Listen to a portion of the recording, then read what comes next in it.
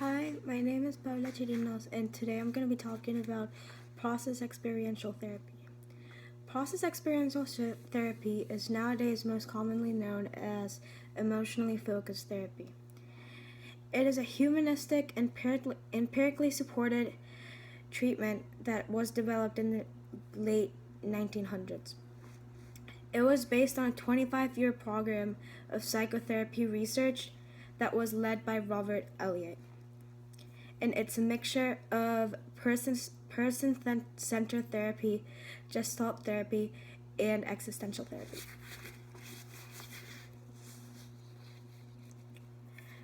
This type of therapy hopes to help patients evolve emotionally all throughout the therapy and to foster and encourage diversity in their interpersonal relationships.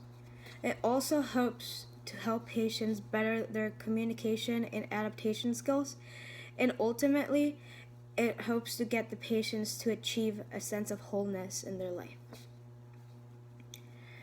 For this to happen, it's really important for the therapist to believe that growth is possible for that person and for the therapist to be genuine with the client. Process experiential therapy states that humans are made up by multiple parts, and so the therapist has to focus on all different parts rather than judging a person as a whole and just believing that the person won't get better. Also, to summarize this whole thing, process experiential therapy is based on both humanistic and cognitive values and hopes for the patient to merge their cognitive and emotional side in the end. The main objectives of this therapy are to give the client enough skills to handle emotions and to know how to correctly identify them once they're feeling them. Also, they hope to make the client stable enough to adapt if they need to in the future and achieve both self-awareness and awareness of previously unfinished emotional business that they never really knew about.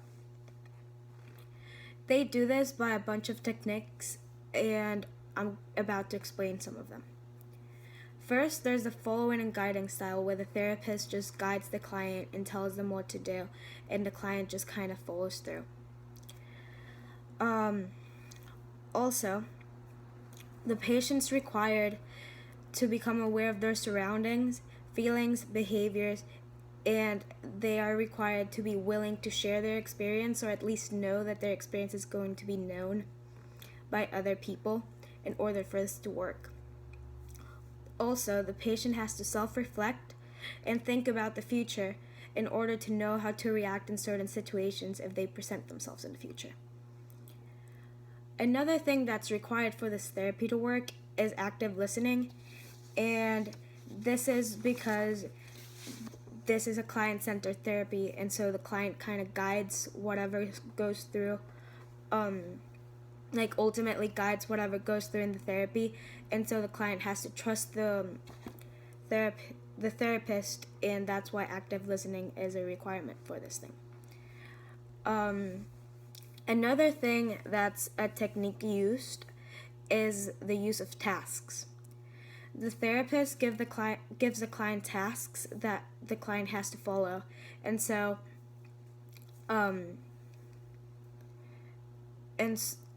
when you finish a task, then you go into the next one, and that's how you learn how to handle yourself in future situations that you may have not been able to handle before.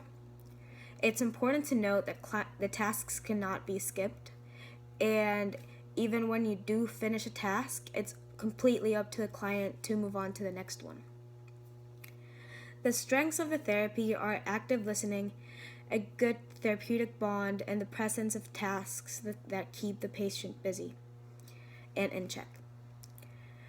The overall advantages effects are the increase of stress management skills, the ability to focus more on the present, improved focus and attention, better self-esteem and mood, increased motivation, increased self-awareness, increased sense of control, and better communication, coping, and interpersonal skills. However, this type of therapy also comes with a bunch of disadvantages, and those are that the therapy itself is risky and has an inconsistent direction, and it's more gravitated towards individual growth. It's risky because you never know how the client's going to react to certain things, so you kind of just have to go with the flow with this. And then it has an inconsistent direction because the client in the following and guidance style just follows whatever the therapy says. So at some points they might not know why they're doing what they're doing, or they might not know what's next, or just not have a clear understanding of the meaning or like behind the actions of whatever's going on. And a disadvantage that I just mentioned, that was the more gravitated towards individual growth, that's not necessarily a disadvantage, but what I meant was that since it's more gravitated towards individual growth, if you use it in a group, it's probably not going to help much. Overall, this therapy, in my opinion, has more advantages than disadvantages, and everything that you learn during it, you will be able to use in your future life. So I think it's probably a good idea to give it a try, and that's all I have to say about process experiential therapy.